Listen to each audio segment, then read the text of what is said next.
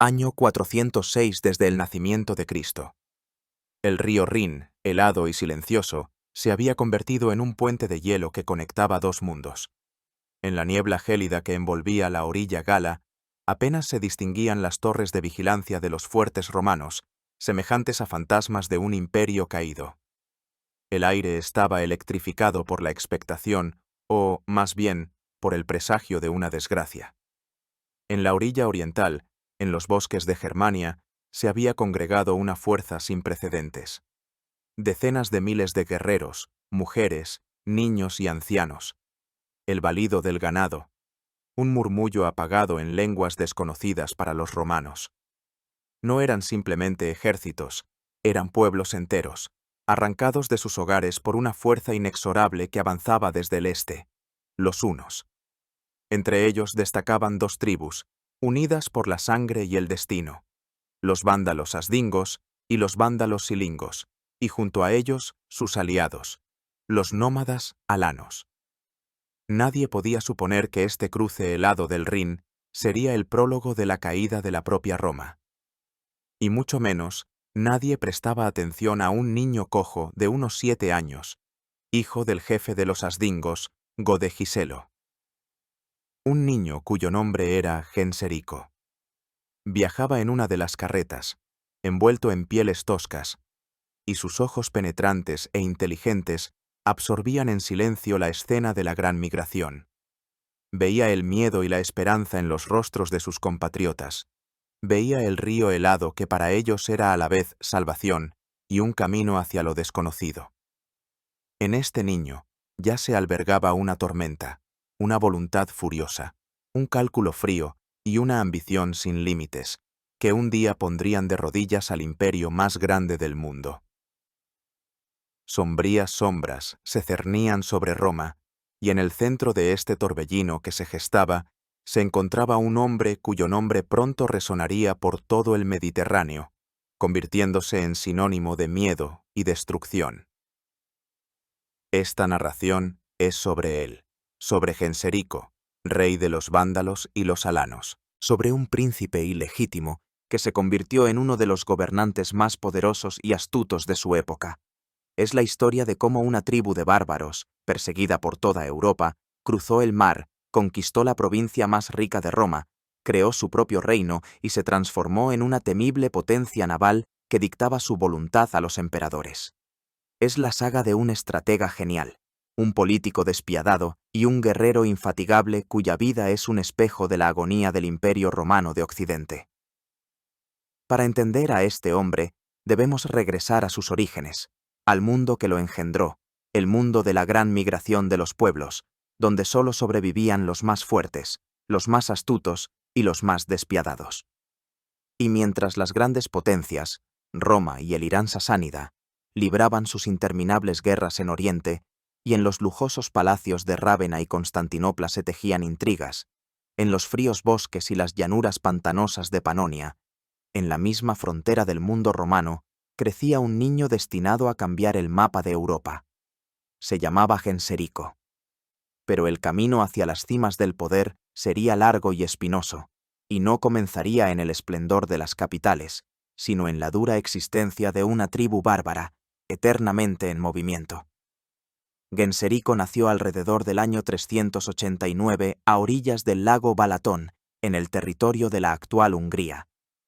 Era un bastardo, el hijo ilegítimo del rey de los vándalos asdingos, Godegiselo, y una esclava. Este hecho, desde su nacimiento, lo colocó en una posición vulnerable pero también única. No era el heredero directo, y por lo tanto, no se le perdonaban las debilidades. Desde temprana edad, tuvo que demostrar su derecho a un lugar bajo el sol no por su origen, sino por sus cualidades personales. Fuerza, inteligencia, astucia. Quizás fue precisamente esta lucha temprana por el reconocimiento lo que templó su carácter, enseñándole a depender solo de sí mismo y a no confiar en nadie. El historiador Jordanes, que escribió su obra sobre el origen y las hazañas de los getas, un siglo después, nos dejó la única descripción verbal de Genserico que se ha convertido en canónica.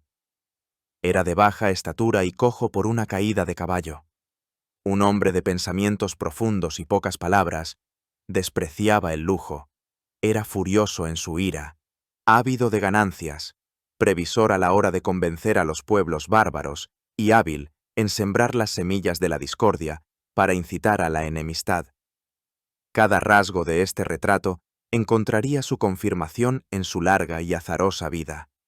El mundo en el que creció Genserico era un mundo de amenaza y movimiento constantes. Los vándalos, como muchas otras tribus germánicas, habían vivido durante siglos en las fronteras del Imperio Romano, a veces luchando contra él, a veces sirviéndole como federados, aliados obligados a proporcionar guerreros al ejército romano a cambio de tierras y provisiones. Fueron testigos tanto del poder como de la creciente debilidad de Roma. Vieron sus calzadas, acueductos, ciudades de piedra, sus legiones con armaduras relucientes. Y también vieron a sus funcionarios corruptos, las eternas guerras civiles y la incapacidad de proteger sus propias fronteras. Roma ya no era un monolito indestructible, sino más bien un coloso con pies de barro, al que todavía se podía temer, pero al que ya se podía despreciar. Al mismo tiempo, desde el este, desde las interminables estepas, se cernía una nueva y mucho más terrible amenaza: los hunos. Este pueblo nómada, como una fuerza elemental inexorable, barría todo a su paso, desencadenando una gigantesca reacción en cadena que pasó a la historia como la gran migración de los pueblos. Godos, alanos, suevos, vándalos, todos fueron arrancados de sus tierras y arrojados hacia el oeste, hacia las fronteras de una Roma debilitada, en un intento desesperado por encontrar un nuevo hogar y salvarse del exterminio huno. La infancia y la juventud de Genserico transcurrieron en esta atmósfera. Aprendió a manejar la espada y la lanza antes que a hablar de asuntos elevados. Vio cómo su padre, Godegiselo, mantenía negociaciones desesperadas con los gobernadores romanos y los jefes de otras tribus, tratando de encontrar un lugar para su pueblo. Vio la muerte, el hambre y la traición. Escuchaba las sagas de los antiguos héroes y dioses, pero la principal lección para él fue la dura realidad: no sobrevive el más noble, sino el más previsor y despiadado. La cultura de los vándalos era una cultura de guerreros. La sociedad se construía en torno a la mesnada militar, leal a su jefe. Las principales virtudes eran la valentía en el combate, la lealtad al clan y la generosidad del líder que repartía el botín. Eran hábiles jinetes y metalúrgicos.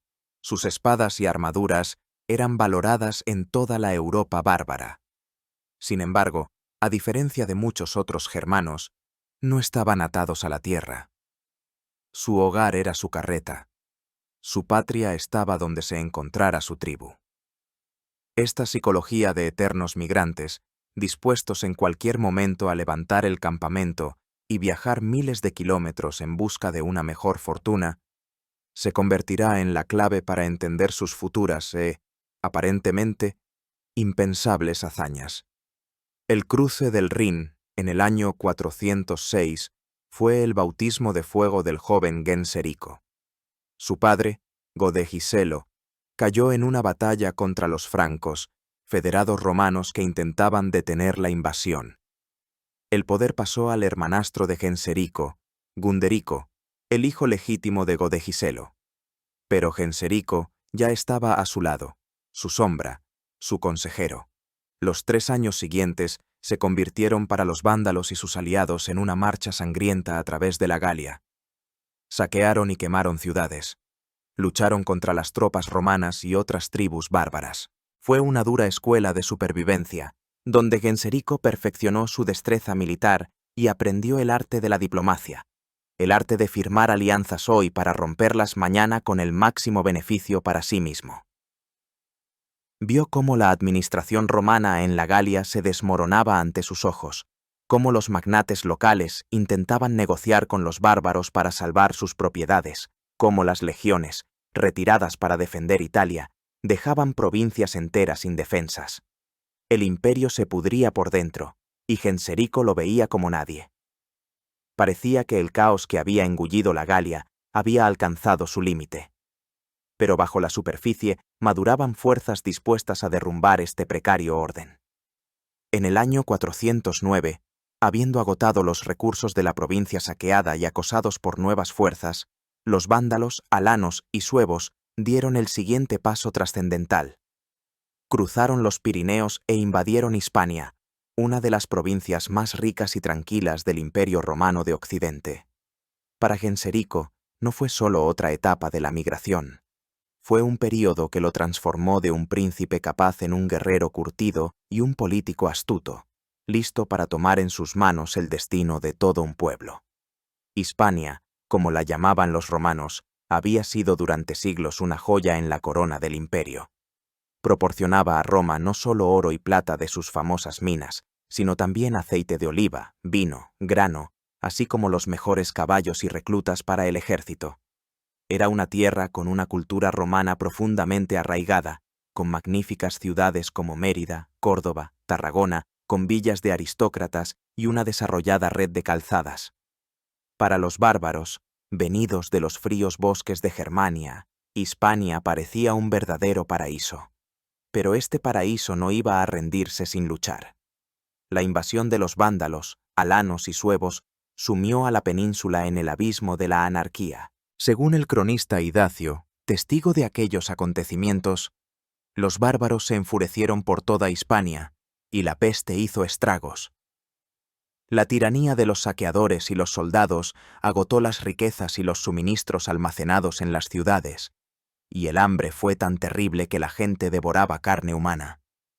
En este caos sangriento, los recién llegados se repartieron las tierras por sorteo. Los suevos y los vándalos asdingos, liderados por Gunderico y Genserico, se establecieron en Gallaecia, en el noroeste de la península, una región austera y montañosa. Los vándalos silingos ocuparon la provincia más rica del sur, la Bética, y los poderosos alanos, Lusitania y la cartaginense. Este reparto fue solo una tregua temporal. Roma no podía resignarse a la pérdida de Hispania.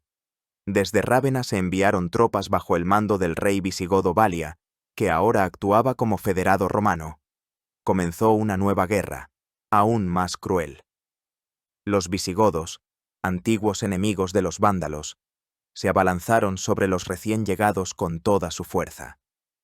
En el año 418, exterminaron casi por completo a los vándalos silingos en la Bética, e infligieron una aplastante derrota a los alanos, matando a su rey Adax.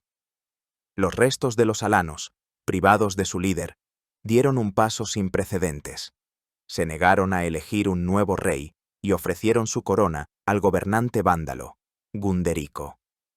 A partir de este momento, el rey de los vándalos ostentaría el título de Rey de los Vándalos y los Alanos, lo que aumentó considerablemente su poder militar y su prestigio. Genserico estuvo en el centro mismo de estos acontecimientos. Luchó codo con su hermano, vio la muerte de sus aliados y la crueldad de los visigodos. Fue en estos combates donde comprendió una cosa clave. En tierra, su pueblo siempre tendría enemigos poderosos. Romanos, visigodos, suevos. Para sobrevivir y prosperar, había que buscar otro campo de batalla. Su mirada se dirigía cada vez más al mar. Tras la derrota de los silingos, Gunderico trasladó a su pueblo de Gallaecia al sur, a la más rica Bética, estableciendo su capital primero en Cartagena y luego en Sevilla.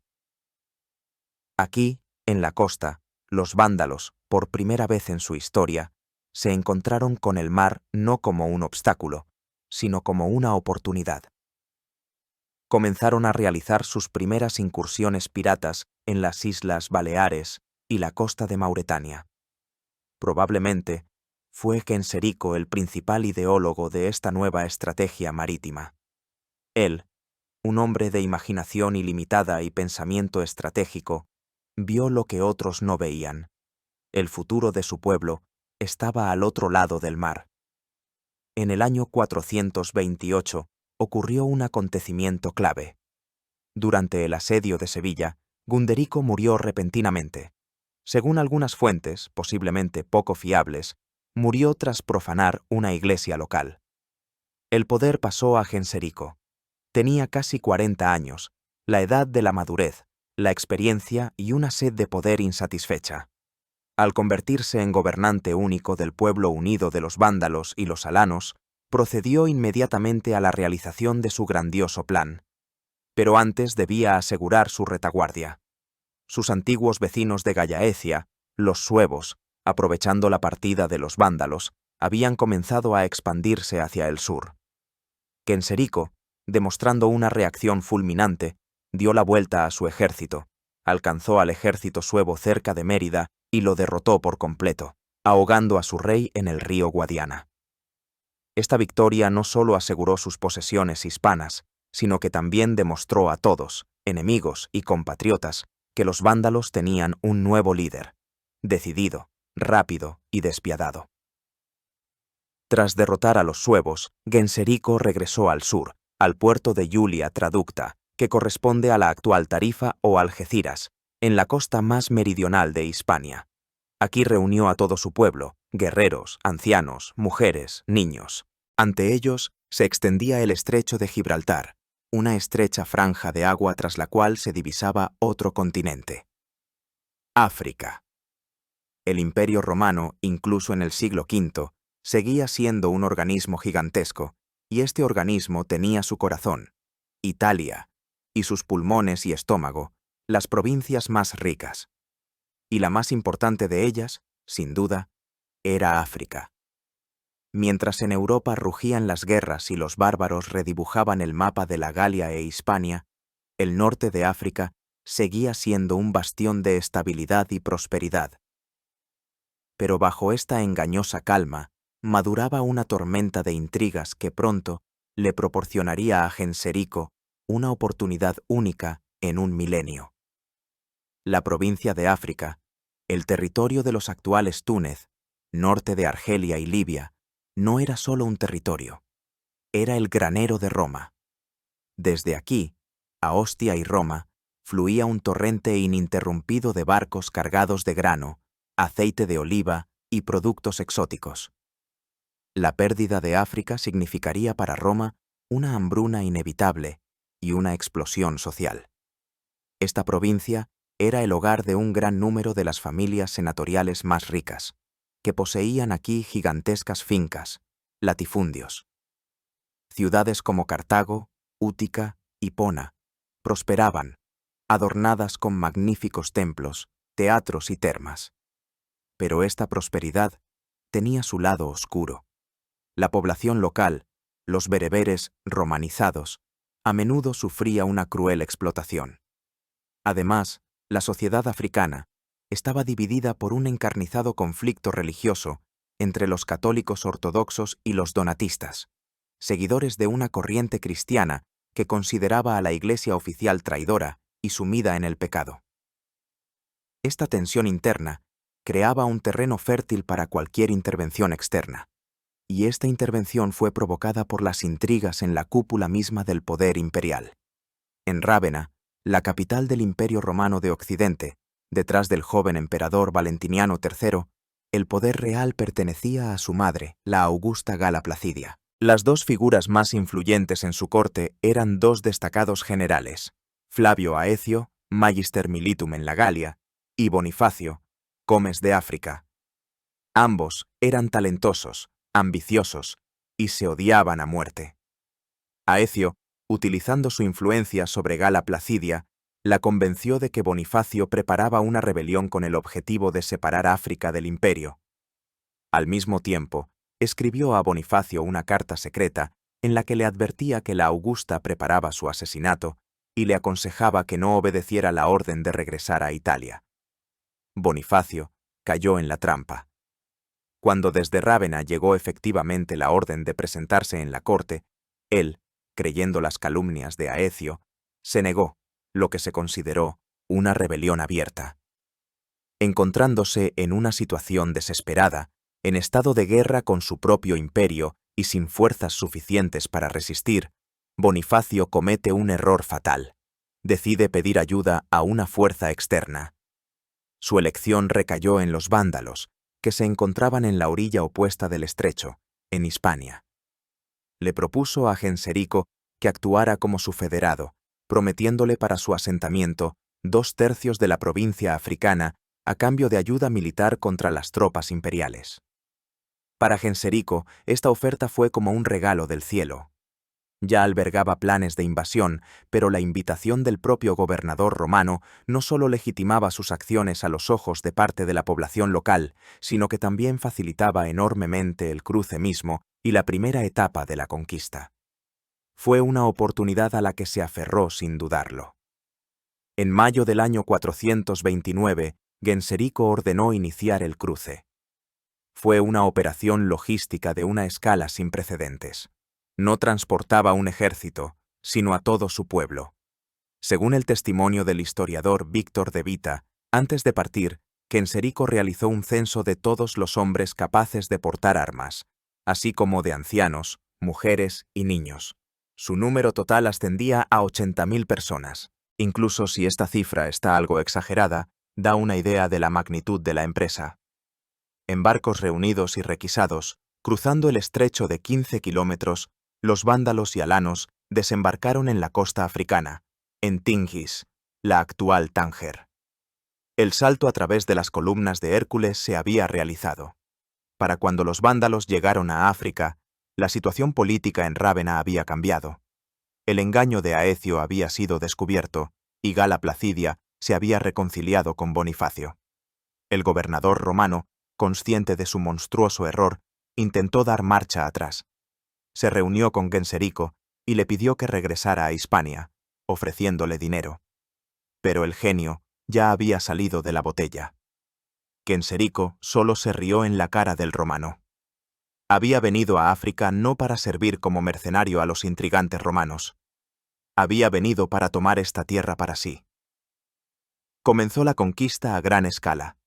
Las tropas de Bonifacio, compuestas principalmente por milicias locales y un pequeño contingente de godos federados, no estaban en absoluto preparadas para enfrentarse al ejército de vándalos curtido en combate. En la primera gran batalla cerca de la ciudad de Calama, Bonifacio sufrió una aplastante derrota y se vio obligado a huir, refugiándose tras las murallas de la bien fortificada ciudad portuaria de Hipona. El camino hacia el interior de la riquísima provincia quedaba abierto para Genserico. Las murallas de la antigua ciudad de Hipona temblaban bajo los golpes de los arietes y los gritos de los vándalos que avanzaban. Los defensores resistían con sus últimas fuerzas, arrojando piedras y vertiendo pez hirviendo sobre las cabezas de los asediadores. Dentro de la ciudad, entre miles de refugiados que buscaban salvación del ejército de Genserico, en su residencia episcopal, yacía en su lecho de muerte un hombre cuyo pensamiento definiría el desarrollo de la civilización occidental durante 1000 años. Se llamaba Aurelio Agustín. El asedio de Hipona no fue solo otra campaña militar. Se convirtió en un símbolo del choque de dos mundos. El mundo romano antiguo que se desvanecía, personificado por Agustín, y el nuevo mundo bárbaro y germánico que traía consigo Genserico. El avance de los vándalos por el norte de África fue rápido y cruel. Se movían de oeste a este, a través de las provincias de Mauretania y Numidia. Genserico, como político hábil, utilizó las contradicciones internas de la sociedad africana en su propio interés. Se declaró protector de los oprimidos. Muchos campesinos locales y, especialmente, los donatistas, que durante décadas habían sido perseguidos por la Iglesia Ortodoxa Imperial, vieron en los vándalos no tanto a conquistadores como a libertadores del yugo de los impuestos romanos y los obispos católicos. Se unieron a su ejército, sirvieron como guías, mostraron senderos secretos y fuentes de agua, informaron sobre los movimientos de las tropas romanas. Este factor explica en gran medida la asombrosa velocidad de la conquista vándala. Genserico no solo libraba una guerra, sino que provocaba una revolución social y religiosa. Las villas romanas ardían, y sus dueños, los aristócratas más ricos, o morían o huían en pánico a Italia y Sicilia, abandonando sus incalculables riquezas. En mayo del año 430, el ejército de Genserico llegó a las murallas de Hipona, una de las ciudades más grandes e importantes de Numidia. En la ciudad, además de la guarnición y los habitantes, se habían refugiado el derrotado gobernador Bonifacio con sus tropas, así como el obispo Agustín. El asedio duró 14 largos meses. Para Agustín, el más grande pensador cristiano de la época, fue un tiempo de profundísimo tormento espiritual. Toda su vida había reflexionado sobre la naturaleza del bien y del mal, sobre la divina providencia y los destinos de la humanidad. Poco antes de estos acontecimientos, había terminado su monumental obra La ciudad de Dios, en la que intentaba comprender las causas de las calamidades que habían azotado a Roma, en particular el saqueo de la ciudad por los godos en el 410. Sostenía que el destino de los reinos terrenales, incluido Roma, es pasajero, y que el verdadero objetivo de un cristiano es alcanzar la vida eterna en la ciudad celestial. Y ahora, en el umbral de la muerte, veía cómo su propia ciudad terrenal era destruida ante sus ojos. Según su biógrafo Posidio, que fue testigo del asedio, Agustín pasaba todo el tiempo en oración y en conversaciones con su rebaño, consolando a los desesperados. Pidió que se transcribieran los salmos de David y se colgaran en la pared de su celda para poder leerlos. En el tercer mes del asedio, en agosto del 430, Agustín falleció a la edad de 75 años. Su muerte en la ciudad asediada se convirtió en un poderoso símbolo del fin de toda una era. La biblioteca, donde se guardaban sus invaluables obras, logró salvarse, pero la ciudad misma estaba condenada. El asedio solo se levantó en el año 431, cuando en ayuda de Bonifacio llegó un ejército enviado desde Constantinopla por el emperador de Oriente, Teodosio II, bajo el mando del general Aspar. Las fuerzas combinadas de Bonifacio y Aspar dieron batalla a Genserico, pero sufrieron de nuevo una aplastante derrota. Después de esta batalla, el destino de Bonifacio quedó sellado. Huyó a Italia, donde libró una última batalla con su viejo enemigo Aecio. Fue mortalmente herido y murió poco después. Genserico, en cambio, tras la victoria, regresó a Hipona y la tomó. La ciudad fue saqueada e incendiada. Ahora toda Numidia y la mayor parte de la provincia africana estaban en sus manos. Roma estaba en shock. El emperador Valentiniano III, o más bien, Aecio, que estaba detrás de él, se vio obligado a negociar. En el año 435, en Hipona, se firmó un tratado de paz. Según sus términos, Roma reconocía a Genserico como gobernante de los territorios que había conquistado, pero con el estatus de federado. A cambio, los vándalos se comprometían a pagar un tributo a Roma y enviaron como rehén a Rávena al hijo de Genserico, Junerico. Fue solo una tregua temporal, y Genserico lo sabía perfectamente. Su verdadero objetivo era Cartago. Cartago, la antigua rival de Roma, reconstruida por los romanos, era en el siglo V la segunda ciudad más grande del Imperio de Occidente. Era una enorme metrópolis, un centro de comercio, artesanía y cultura, y, lo más importante, el puerto más grande desde el que se abastecía a Italia. El control sobre Cartago otorgaba el control sobre todo el Mediterráneo occidental. Genserico esperó el momento oportuno, y este momento llegó en el año 439. Mientras Aecio estaba ocupado en la guerra con los godos y los burgundios en la Galia, Genserico, rompiendo el tratado, realizó una incursión sorpresa sobre Cartago. El 19 de octubre del 439, los vándalos entraron en la ciudad sin luchar. La toma se llevó a cabo con una astucia asombrosa. Los vándalos entraron por las puertas de la ciudad mezclados con la multitud que se dirigía al hipódromo para las carreras de caballos. Cartago fue tomada prácticamente sin un solo disparo. Aquel día se convirtió en el día del nacimiento del reino de los vándalos y los alanos. Genserico se proclamó inmediatamente rey independiente. Por primera vez en muchos siglos, una de las provincias clave no fue simplemente saqueada, sino total y permanentemente arrancada del Imperio romano. Roma había perdido su granero. Para Genserico, esto era solo el principio.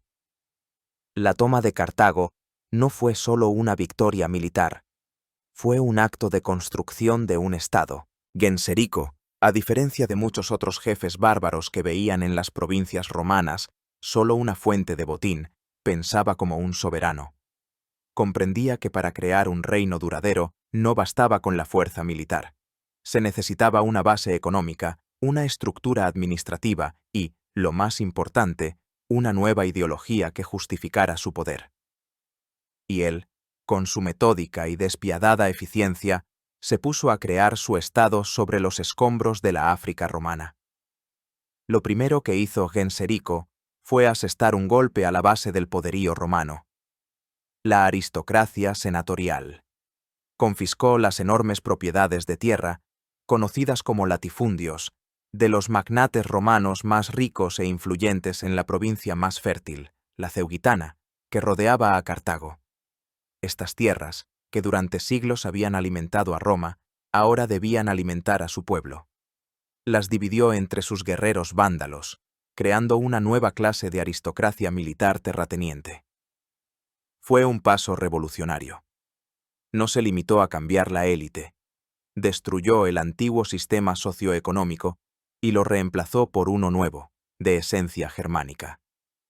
Los vándalos, como minoría gobernante, fueron eximidos de impuestos, mientras que sobre la población romana recayó toda la carga de su pago. Muchos nobles romanos fueron expulsados, sus bienes confiscados, y los que se quedaron fueron reducidos a la condición de ciudadanos de segunda clase. El segundo pilar de su poder fue la religión. Los vándalos, como muchas otras tribus germánicas, eran cristianos, pero de la corriente arriana. El arrianismo, condenado como herejía en el Concilio de Nicea en el 325, negaba la igualdad divina de Cristo Hijo y Dios Padre. Para la población romana de África, que era predominantemente católica ortodoxa, este era un punto fundamental. Genserico convirtió esta disputa teológica en un instrumento de política de Estado. Hizo del arrianismo la religión estatal de su reino. Las iglesias católicas fueron confiscadas y entregadas a los sacerdotes arrianos. Los obispos y el clero católicos sufrieron crueles persecuciones. Fueron exiliados, enviados a trabajos forzados y, a veces, ejecutados. El obispo de Cartago, Quod Vulteus, junto con su clero, fue embarcado en un navío agujereado y abandonado en mar abierto, pero milagrosamente lograron llegar a Nápoles. Estas persecuciones tenían un doble objetivo. En primer lugar, permitían a Genserico confiscar las enormes riquezas de la Iglesia católica. En segundo lugar, creaban una barrera insuperable entre los vándalos arrianos y la población romano-africana, previniendo su asimilación y preservando a los vándalos como una casta gobernante cerrada. Pero la hazaña más grande y visionaria de Genserico fue la creación de una flota. Al capturar Cartago, obtuvo a su disposición no solo su enorme puerto, sino también sus astilleros, arsenales y, lo más importante, constructores navales y marineros experimentados. Los vándalos, un pueblo de jinetes, se convirtieron en una sola generación en el terror de los mares. Genserico comprendió lo que era inaccesible a la comprensión de otros reyes bárbaros. En el mundo de la antigüedad tardía, quien controla el Mediterráneo, lo controla todo. Comenzó a construir una poderosa flota militar y comercial. Ya en el año 440, solo un año después de la toma de Cartago, la flota vándala realizó una devastadora incursión en Sicilia, una isla vital que seguía siendo una de las últimas fuentes de grano para Roma. Palermo fue tomada por asalto. El Imperio romano quedó en estado de shock. Se enfrentaba a un tipo de amenaza completamente nuevo, no a una horda terrestre que podía ser enfrentada en el campo, sino a una potencia naval móvil capaz de asestar un golpe en cualquier punto de la costa. El emperador Valentiniano III se vio obligado de nuevo a firmar una paz humillante. En el año 442 se firmó un nuevo tratado, aún más importante. Roma reconocía oficialmente la plena soberanía del reino vándalo en sus fronteras africanas incluidas las riquísimas provincias de Ceu Gitana y Bizacena. A cambio, Genserico aceptaba quedarse con las partes menos desarrolladas de Numidia y Mauretania e incluso reanudar los envíos de grano a Roma, pero ya no como tributo, sino en el marco de relaciones comerciales. Este tratado fue un triunfo para Genserico. Había logrado lo que ningún jefe bárbaro antes que él. Había obligado a Roma a reconocer la legitimidad de sus conquistas y la existencia de su reino. Como gesto de buena voluntad, y para sellar el tratado, su hijo Hunerico fue prometido en matrimonio a la hija de Valentiniano III, la princesa Eudocia. Este matrimonio dinástico debía vincular a la familia real bárbara con la antigua dinastía de Teodosio. Genserico, de bandido y usurpador, se convertía en un monarca legítimo, de igual estatus que el propio emperador romano. Se había establecido firmemente en África. Ahora, habiendo fortalecido su reino, podía dirigir su mirada más lejos, al corazón mismo del imperio. Parecía que el mundo se había detenido en un frágil equilibrio. Genserico se había consolidado en África, Aecio, el último romano, contenía a los bárbaros en la Galia, y en el este, el imperio bizantino intentaba conservar los restos de su antigua grandeza. Pero bajo la superficie maduraban fuerzas dispuestas a derrumbar este orden. Y en el centro de esta compleja telaraña geopolítica se sentaba Genserico, quien, como una araña experta, tiraba de los hilos, enfrentaba a sus enemigos entre sí y esperaba pacientemente el momento de asestar su golpe más devastador. No era solo un rey guerrero, era un maestro de la gran estrategia, que pensaba en términos de continentes y décadas. El principal adversario de Genserico, su reflejo especular en la arena política, era Flavio Aecio. Sus destinos estaban estrechamente entrelazados. Fueron las intrigas de Aecio las que provocaron la rebelión de Bonifacio y abrieron a los vándalos el camino a África. Ahora Aecio, convertido en el gobernante de facto del Imperio Romano de Occidente, se veía obligado a luchar contra las consecuencias de sus propias acciones. Era el único hombre en Occidente que poseía la autoridad y la fuerza militar suficientes para oponerse a Genserico. Pero sus manos estaban atadas. Todos sus recursos se destinaban a la lucha en la Galia, donde tenía que repeler constantemente las incursiones de francos, burgundios y, lo más importante, visigodos, que habían creado un poderoso reino con capital en Tolosa. Genserico comprendía perfectamente que mientras Aecio estuviera ocupado en la Galia, él podría sentirse seguro, y contribuyó activamente a que Aecio siempre tuviera mucho que hacer. Se conservan testimonios de que Genserico entró en una alianza secreta con el rey visigodo Teodorico I, incitándolo a la guerra con Roma.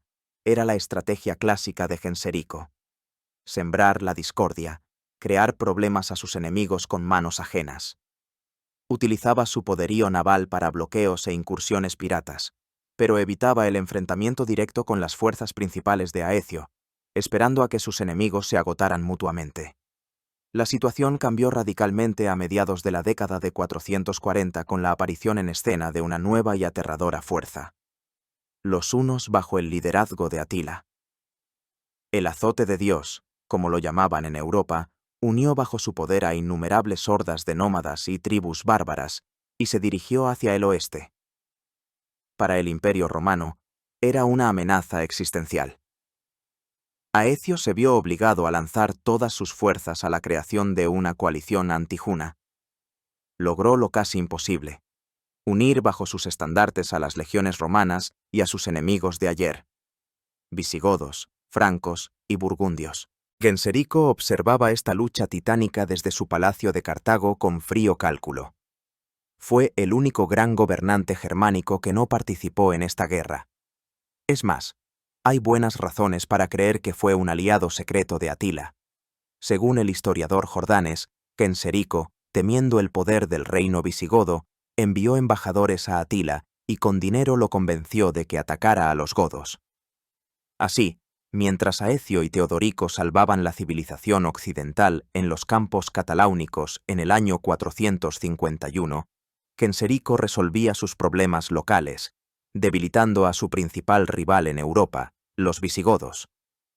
En esta batalla murió el rey Teodorico I, lo que fue extremadamente ventajoso para el rey vándalo. Genserico comprendía que una victoria total de los hunos tampoco le convenía, ya que crearía para él una nueva y aún más terrible amenaza. Pero el debilitamiento tanto de Roma como de los visigodos era para él el escenario ideal.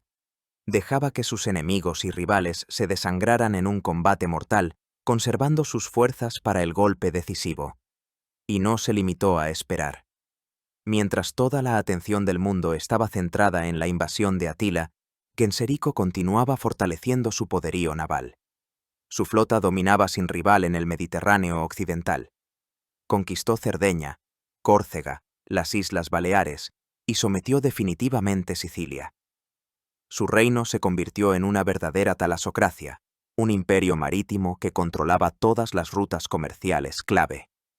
Los suministros de grano desde África y las islas ahora dependían completamente de su voluntad, lo que le otorgaba una palanca de presión potentísima sobre Roma. Podía en cualquier momento provocar una hambruna en la ciudad eterna simplemente bloqueando las comunicaciones marítimas. En el año 453 murió Atila, y su imperio se desintegró al instante. En el 454, Aecio, el vencedor de los hunos y salvador de Roma, alcanzó la cima de su poder. Parecía que ahora podría, por fin, dirigir todas sus fuerzas contra Genserico. Pero fue en este momento cuando el emperador Valentiniano III, que toda su vida había estado a la sombra del gran general y envidiaba su gloria, cometió un acto de locura. Durante una audiencia en el palacio, instigado por sus cortesanos, mató personalmente a Aecio, apuñalándolo con su espada. La muerte de Aecio se convirtió en la sentencia de muerte del Imperio Romano de Occidente. Con su caída, desapareció el único hombre capaz de defenderlo. Genserico, al recibir esta noticia, según la tradición, dijo que Valentiniano se había cortado la mano derecha con la izquierda. Comprendió que su hora había llegado. La telaraña estaba tejida. Todas las piezas del tablero ocupaban las posiciones deseadas. Solo quedaba asestar el último y mortal golpe. La muerte de Aecio sumió a Roma en el caos. El asesinato del último romano no le reportó a Valentiniano III ni gloria ni poder. Solo expuso su propia insignificancia y privó al imperio de su principal defensor. La aristocracia romana, que despreciaba al débil emperador, no tardó en actuar. Apenas medio año después del asesinato de Aecio, en marzo del 455, el propio Valentiniano III fue asesinado durante una revista militar en el campo de Marte. Los asesinos fueron dos antiguos oficiales de Aecio, Optila y Traustila, que vengaron así a su patrón. Pero detrás de ellos, sin duda, se encontraba una poderosa facción senatorial. El trono quedó vacante. El poder en Roma fue usurpado por uno de los senadores más ricos, Petronio Máximo.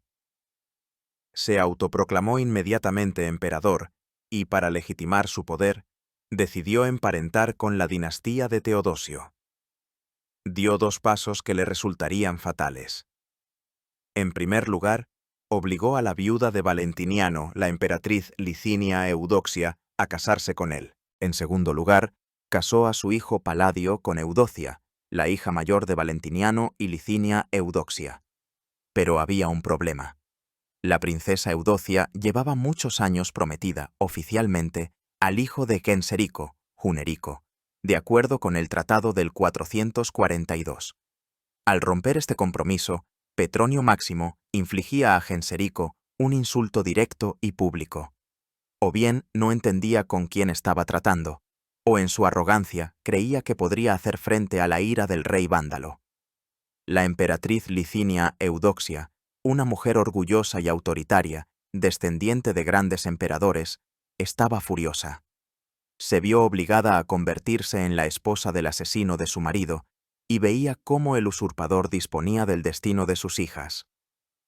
Sin apoyo en Roma, se decidió a un paso desesperado. Según el historiador Juan de Antioquía, Envió en secreto a Cartago un mensaje en el que suplicaba a Genserico que viniera y la liberara de la tiranía de Máximo, que vengara la muerte de su marido Valentiniano y que restaurara los derechos de su hija, la prometida de Junerico. Este fue el pretexto que Genserico había estado esperando toda su vida. La llamada desde Roma, de la propia emperatriz, le daba una justificación legal y moral perfecta para la invasión.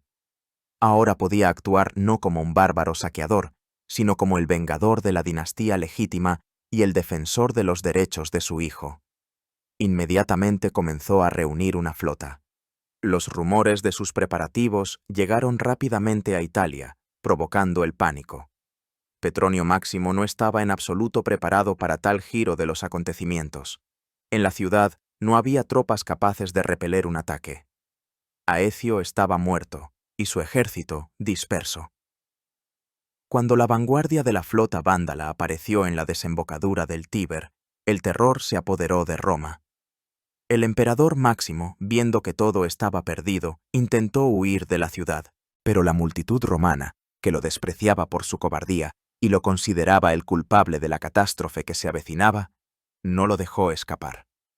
El 31 de mayo del 455, apenas 2 meses y medio después de tomar el poder, Petronio Máximo fue lapidado y apaleado hasta la muerte por una turba enfurecida en plena calle de Roma. Su cuerpo fue descuartizado y arrojado al Tíber. Roma se quedó sin emperador, sin ejército y sin gobierno. La ciudad estaba abierta e indefensa. Al encuentro de la flota vándala, que remontaba lentamente el río, salió un solo hombre que se atrevió a negociar. No era un general ni un senador. Era el obispo de Roma, el Papa León I el Grande. El mismo León que solo 3 años antes había convencido a Atila de que perdonara la ciudad. Las sombrías siluetas de los drácars vándalos entraban lentamente en el puerto de Ostia. El aire estaba cargado con el presagio de una catástrofe inevitable. En la propia Roma reinaba la anarquía. El emperador había sido asesinado, el poder estaba ausente y los ciudadanos, presa del pánico, corrían por las calles. Y en este momento, cuando parecía que la ciudad eterna estaba condenada a la destrucción total, se produce una de las escenas más dramáticas de la historia de la antigüedad tardía. El Papa León I, al frente de una procesión de clero desarmado, sale por las puertas de la ciudad para encontrarse con Genserico. Suplicó al rey bárbaro que perdonara la ciudad del fuego y la masacre, que no matara a los habitantes y que no destruyera los edificios antiguos. Genserico, a diferencia de Atila, no era un pagano, sino un cristiano, aunque arriano. Quizás esto influyó. O quizás él, como político pragmático y calculador, no tenía intención de convertir Roma en cenizas. Una ciudad destruida no le habría reportado ningún beneficio. No le interesaban las ruinas, sino los tesoros. Escuchó al Papa y accedió. Prometió que no habría asesinatos en masa ni incendios, pero la ciudad sería entregada al saqueo. El 2 de junio del 455, los vándalos y alanos entraron en Roma por la puerta portuense. Comenzó un saqueo que duró exactamente 2 semanas. Este acontecimiento pasó a la historia como el saqueo vándalo de Roma y dio origen a la propia palabra vandalismo como sinónimo de destrucción sin sentido. Sin embargo, irónicamente, el saqueo del 455 fue todo lo contrario de la caótica masacre perpetrada por los godos de Alarico en el 410. Genserico abordó el asunto con metodicidad y visión de negocio. No fue un estallido de furia bárbara, sino una operación cuidadosamente planificada y organizada para la incautación de objetos de valor. Los vándalos no destruyeron edificios indiscriminadamente, limpiaron sistemática y metódicamente los palacios, templos y casas de los ciudadanos ricos de todo lo que tuviera algún valor. Fueron saqueados los palacios imperiales en el Monte Palatino. De allí se llevaron todo el oro, la plata, las piedras preciosas, los muebles caros, las telas de seda, y las obras de arte. Genserico supervisó personalmente el proceso, seleccionando lo más valioso. Se prestó especial atención a los templos. Del templo de Júpiter Capitolino, los vándalos arrancaron el techo de bronce dorado, que brillaba al sol y era visible a muchos kilómetros de distancia. Pero el botín más importante fueron las reliquias sagradas, traídas por el emperador Tito del Templo de Jerusalén en el año 70 de nuestra era. Entre ellas se encontraban la legendaria menorá, es decir, el candelabro de 7 brazos, la mesa de oro para los panes de la proposición y otros tesoros que durante casi 4 siglos habían sido el principal símbolo del triunfo de Roma sobre Judea. Ahora, estas grandísimas reliquias del mundo cristiano y judío se convertían en el botín de los bárbaros arrianos. Los barcos de Genserico estaban abarrotados de tesoros acumulados por Roma durante siglos de dominio. Pero Genserico no se llevó solo oro y plata, se llevó personas. Su botín más valioso fueron los rehenes de alto rango. Se llevó consigo a Cartago a la emperatriz Licinia Eudoxia y a sus 2 hijas, Eudocia y Placidia. El destino de estas mujeres se convirtió en moneda de cambio en el gran juego político de Genserico durante los años siguientes. La hija mayor, Eudocia, la prometida de su hijo, finalmente se casó con Junerico. De este modo, el príncipe heredero vándalo se convertía en yerno de un emperador romano, lo que daba a Genserico motivos formales para intervenir en los asuntos del imperio, pretendiendo defender los derechos de su dinastía. Además de ellas, miles de otros prisioneros fueron llevados a Cartago: senadores, artesanos hábiles, médicos, ingenieros. Genserico no se llevaba solo riquezas, se llevaba capital humano, debilitando a Roma y fortaleciendo su propio reino. Después de 2 semanas, habiendo tomado todo lo que se podía llevar, los vándalos embarcaron y zarparon hacia África. Roma quedó en pie, pero humillada, devastada y moralmente quebrada. El saqueo del 455 tuvo consecuencias mucho más graves que la masacre del 410. Asestó un golpe mortal al prestigio y la economía del Imperio Romano de Occidente. Roma perdió no solo sus últimos tesoros, sino también la fe en su propia grandeza. Para Genserico, en cambio, fue el momento del triunfo absoluto. El niño cojo y bastardo, nacido en los confines del imperio, se encontraba en la cubierta de su buque insignia, llevándose las riquezas y las herederas de la propia Roma. Había alcanzado la cima del poder. Ya no era solo el rey de los vándalos, era el señor del Mediterráneo. El regreso de Genserico a Cartago fue un triunfo como ningún jefe bárbaro había visto. Las calles de la ciudad se llenaron de vándalos exultantes que aclamaban a su rey, quien traía tesoros incalculables, y a la propia familia imperial. El saqueo de Roma marcó el inicio de una nueva etapa en la historia del reino vándalo, el período de su máximo poder. Genserico se convirtió en el árbitro de facto de los destinos del Mediterráneo occidental. Su flota dominaba sin rival el mar, y su astucia diplomática desconcertaba tanto a los emperadores de Occidente como a los de Oriente. Después del 455, Genserico convirtió sus incursiones marítimas anuales en un sistema. Cada primavera, tan pronto como el tiempo era favorable para la navegación, su flota zarpaba del puerto de Cartago y se abalanzaba sobre las costas de Italia, Sicilia, Grecia e incluso Dalmacia. Estas incursiones paralizaban el comercio marítimo y mantenían a todas las ciudades costeras en un estado de temor constante. Ningún barco podía sentirse seguro. Roma, privada del grano africano, ahora dependía completamente de la voluntad de Genserico. Convirtió los alimentos en un arma, utilizando la amenaza del hambre como un instrumento de presión política. El Imperio Romano de Occidente, en esta época, presentaba un espectáculo lamentable. Tras la muerte de Petronio Máximo, los emperadores se sucedían con una rapidez caleidoscópica, siendo marionetas en manos de jefes militares bárbaros, en su mayoría de origen germánico. La figura más influyente fue el suevo Ricimero, que ostentaba el título de patricio y magister militum. Era el gobernante de facto de Italia, pero, siendo bárbaro, no podía ocupar él mismo el trono. Por lo tanto, colocaba en el trono a emperadores dóciles, uno tras otro. Genserico intervenía activamente en esta lucha por el poder.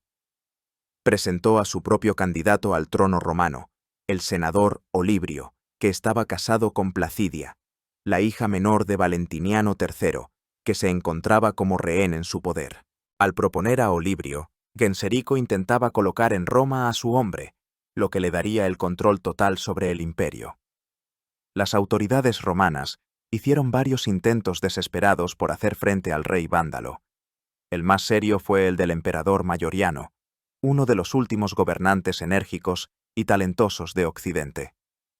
Al ascender al trono en el 457, comenzó a preparar una grandiosa expedición contra los vándalos con el objetivo de reconquistar África. Durante 3 años, reunió un enorme ejército en la Galia y construyó una flota en Hispania. Para el 460, en el puerto de Cartagena, es decir, Cartago Nova, en Hispania, se había reunido una armada de más de 300 barcos, lista para la invasión. Era la última esperanza de Occidente. Pero Genserico se adelantó una vez más. Utilizando su extensa red de espionaje y el factor sorpresa, asestó un audaz golpe preventivo. Su flota atacó a la armada romana directamente en el puerto de Cartagena y, con la ayuda de habitantes locales sobornados, quemó o capturó la mayor parte de los barcos de Mayoriano. La expedición, en la que se habían gastado los últimos recursos del imperio, terminó sin haber comenzado. Fue una catástrofe. Mayoriano, tras sufrir tan humillante derrota, fue poco después derrocado y asesinado por Ricimero. Después de este fracaso, el Imperio de Occidente nunca más intentó organizar una campaña sobre Cartago por sus propios medios. Genserico también utilizó hábilmente a sus rehenes de alto rango. En el 462, tras largas negociaciones y el pago de un enorme rescate por parte del emperador de Oriente, León I finalmente liberó a la emperatriz Eudoxia y a su hija Placidia, la esposa de Olibrio, en Constantinopla. Pero retuvo a Eudocia, la esposa de su hijo, y a su hijo con Junerico, Hilderico. De este modo, tenía en sus manos a un nieto del emperador Valentiniano III, un potencial pretendiente al trono romano, lo que le conservaba la posibilidad de intervenir en los asuntos dinásticos del imperio. Era un maestro de las negociaciones largas y agotadoras, en las que obtenía las máximas concesiones, cambiando constantemente las condiciones y manteniendo a sus oponentes en tensión. Gobernó durante casi 30 años después del saqueo de Roma, y todo este tiempo siguió siendo la principal figura política de Occidente, sobreviviendo a 9 emperadores romanos. A mediados de la década de 460, la amenaza del reino vándalo se volvió insoportable no solo para el moribundo imperio de Occidente, sino también para el todavía poderoso Imperio Romano de Oriente, es decir, Bizancio. Las incursiones piratas de Genserico perturbaban el comercio en todo el Mediterráneo, causando un enorme daño a la economía de Constantinopla. Además, el emperador de Oriente, León I, se consideraba el protector del cristianismo ortodoxo y no podía tolerar las crueles persecuciones de los católicos en África. Se hizo evidente que el problema de Genserico solo podía resolverse por la fuerza. Se decidió organizar la mayor operación militar de toda la historia del Bajo Imperio Romano, una expedición conjunta de Occidente y Oriente con el objetivo de la destrucción total del reino vándalo. La preparación de la expedición, que comenzó en el 467, se llevó a cabo a una escala sin precedentes. El emperador León I, según los cronistas bizantinos, gastó en ella la colosal suma de 130.000 libras de oro, lo que equivale a unas 60 toneladas, y prácticamente todo el presupuesto anual de su imperio.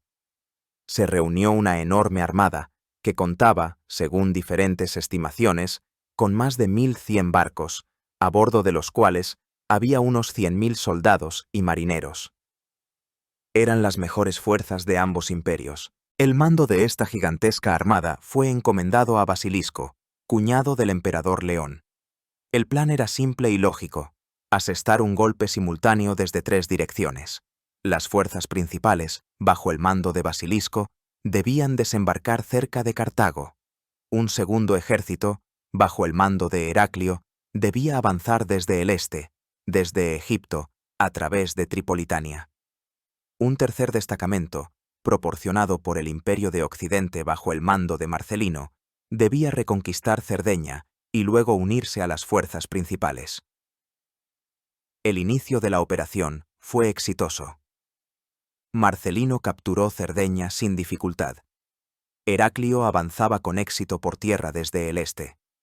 La enorme flota de Basilisco cruzó el Mediterráneo sin obstáculos y ancló en el Cabo Bon, a solo 60 kilómetros de Cartago. Genserico se encontró en una situación desesperada. Su capital estaba prácticamente indefensa ante un ejército tan enorme. El ejército vándalo era demasiado pequeño para enfrentarse a un desembarco de 100.000 hombres en campo abierto. Parecía que los días del reino vándalo estaban contados. El propio Genserico, según el historiador Procopio de Cesarea, ya había perdido toda esperanza y estaba dispuesto a rendirse. Y aquí el rey vándalo aplicó su arma principal, la astucia y el engaño. Envió embajadores a Basilisco con una petición de tregua de 5 días, supuestamente para elaborar las condiciones de la capitulación. Basilisco, que ya saboreaba el triunfo y posiblemente sobornado con oro vándalo, como afirmaban sus enemigos, cometió un error fatal y aceptó la tregua. Genserico utilizó estos 5 días para preparar su golpe más audaz y genial. Reunió todos sus barcos de guerra, así como grandes buques mercantes, que ordenó llenar de materiales combustibles: leña, resina, azufre. Eran brulotes, barcos suicidas, destinados a incendiar la flota enemiga. En la última noche de la tregua, esperando a que se levantara un viento favorable que soplara hacia la flota romana, Genserico dio la orden de atacar. Al amparo de la oscuridad, su flota se acercó silenciosamente a la armada romana, que estaba anclada y apiñada cerca de la costa. Se lanzaron por delante los brulotes. Sus tripulaciones, tras poner los barcos en marcha, les prendieron fuego y en el último momento saltaron a los botes. Los enormes navíos en llamas, empujados por el viento, se estrellaron contra la masa de barcos romanos. El efecto fue monstruoso. Los barcos de madera seca, amarrados costado con costado, se incendiaron uno tras otro, como cerillas. Cundió el pánico. Los soldados y marineros romanos, despertados por los gritos y las llamas, corrían por las cubiertas, incapaces de hacer nada. Algunos barcos intentaron retirarse, pero fueron inmediatamente atacados por las fuerzas principales de la flota vándala, que seguían a los brulotes y remataban a los supervivientes. La flota romana fue prácticamente aniquilada. El propio Basilisco, abandonando los restos de su ejército, huyó vergonzosamente a Constantinopla en uno de los barcos supervivientes. La expedición, que había costado al imperio una fortuna y sus últimas fuerzas militares, terminó en la catástrofe más grandiosa de la historia de la marina de guerra romana. La derrota del Cabo Bon en el 468 tuvo consecuencias fatales. El Imperio de Oriente quedó arruinado y renunció durante mucho tiempo a acciones activas en Occidente.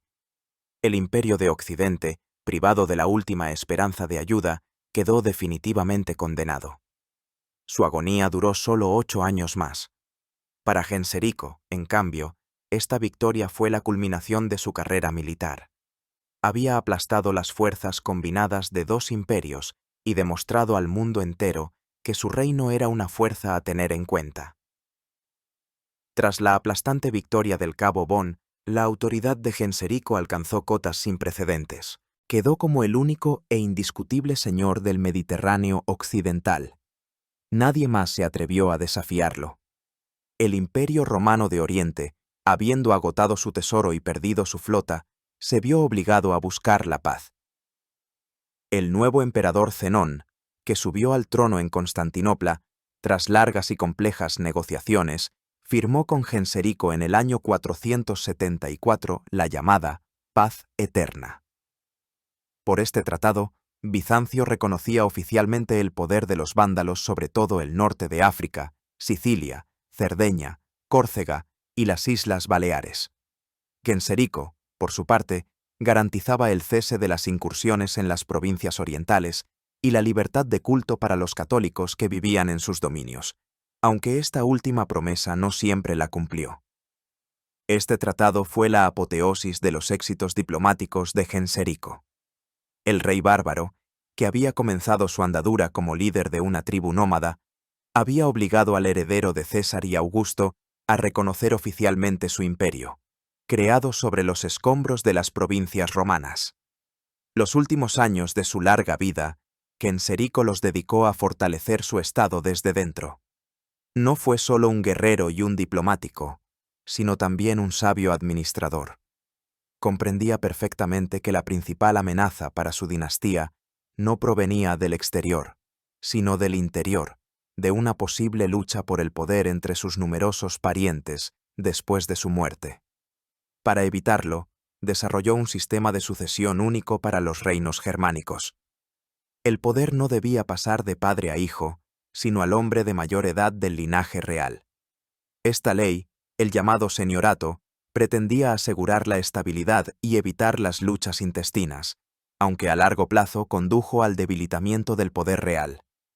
Continuó con su dura política religiosa, viendo en el arrianismo la base ideológica de su estado y la garantía de la preservación de la identidad vándala. Sin embargo, en sus últimos años, especialmente después de la firma de la Paz Eterna, las persecuciones contra los católicos amainaron un poco.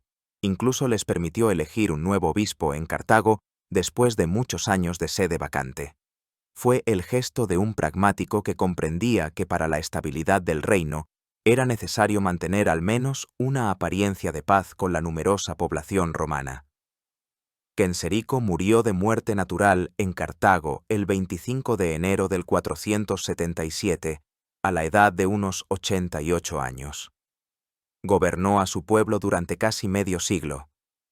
Su vida fue increíblemente larga y rica para aquella época turbulenta. Sobrevivió a todos sus grandes contemporáneos: Aecio, Atila, Teodorico, Valentiniano III, León el Grande. Comenzó su andadura cuando el Imperio Romano de Occidente todavía era una gran potencia, y la terminó un año después de que el último emperador de Occidente, Rómulo Augustulo, fuera depuesto por el bárbaro Odoacro en el 476. De hecho, fue uno de los principales sepultureros del Imperio Romano de Occidente. Sus acciones, la conquista de África, la privación de pan a Roma, el saqueo del 455, infligieron al imperio heridas de las que ya no pudo recuperarse. Dejó a su hijo Junerico y a sus herederos un reino poderoso y rico, que subsistiría durante más de medio siglo. Pero no pudo transmitirles su genio, esa combinación única de valor militar, astucia política, talento diplomático y paciencia ilimitada. Ninguno de sus sucesores poseyó ni una fracción de sus habilidades. El reino, creado por la voluntad y la mente de un solo hombre, resultó inviable sin su creador. Comenzó a debilitarse lentamente debido a las disputas religiosas internas y las luchas por el poder, hasta que, finalmente, entre los años 533 y 534, fue conquistado con facilidad por el general bizantino Belisario en tiempos del emperador Justiniano. Entonces, ¿quién fue Genserico en última instancia? Para los cronistas romanos y bizantinos, que escribieron desde la perspectiva de sus enemigos, fue un engendro del infierno, un bárbaro pérfido, un cruel perseguidor de la verdadera fe, un destructor de la civilización. Fue su punto de vista el que durante siglos formó su imagen en la historia y dio origen al propio término vandalismo. Procopio de Cesarea lo llamó el más astuto y taimado de todos los hombres.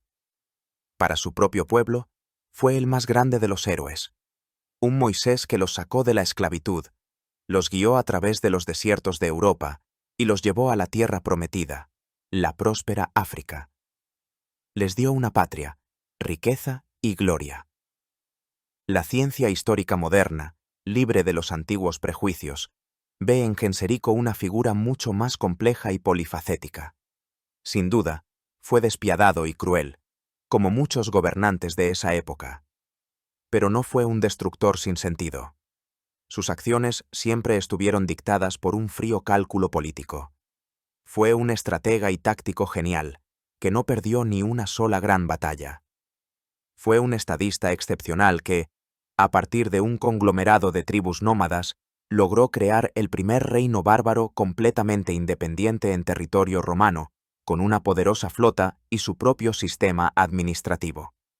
Fue uno de los primeros nuevos monarcas de la Alta Edad Media que comprendió que al Imperio Romano unificado lo sucedía un mundo de estados nacionales separados y en competencia. Su legado es dual. Por un lado, sin duda, aceleró la caída del Imperio Romano de Occidente.